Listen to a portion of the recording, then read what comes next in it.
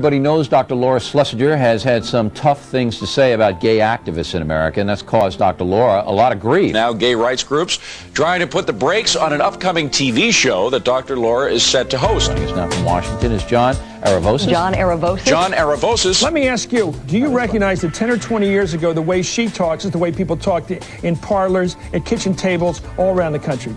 Attacking gay rights, attacking gay people. And 40 years ago, in other words, you want her off the air because she's retro, because she's yesterday. Actually, 40 years ago, nobody would say that 40 years ago calling a black person the N-word was retro. We would say that now, in retrospect, it's defamatory and it's prejudice. There are a lot of conservative websites out there that say stop the other side as well, no? I'm curious how Mr. Knight feels about the show God, the Devil, and Bob, which 18 NBC stations have been forced to drop because Christian conservatives have said that it defames Christians. Is Mr. Knight prepared to tell us today on national TV that those Christian conservatives are actually thought police and that show should run for free speech reasons? Let's see if he does. Hey, John, how damaged do you think Dr. Laura is? Not only has the Anti-Defamation League, one of the largest Jewish organizations in the nation, written to her specifically because they were concerned about her claiming she was speaking for Judaism, but when Newsweek on March 20th of this year reported that Dr. Laura savaged a little 8th grade girl on the air because she disagreed with one of her essays. You know now, something? sir, Look, wait, if sir, you don't like her, John, let me, if you now, don't Mr. like Hannity, her, Mr. Hannity, please let me finish, yeah, Mr. Hannity. You finish your point, but what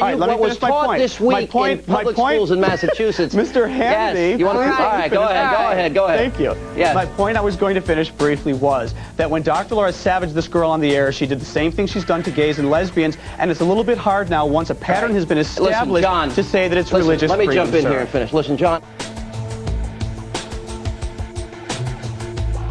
In the Impact segment tonight, will the gay lobby go after Eminem as hard as they went after Dr. Laura? Simple question. Here to answer it is attorney John Aravosis, who joins us from Washington. One really quick point that I find really kind of scary. Teen Magazine did a survey recently that 74% of teenage girls would like to date this guy. Yeah. This is not just some passing fancy where people say, ignore him, who cares? We've got a bunch of kids that are looking to this guy as an idol or as a role model. It's frightening, I know. You know, you say this guy was heterosexual. No, he wasn't. Married. Yeah, he was married. It doesn't matter.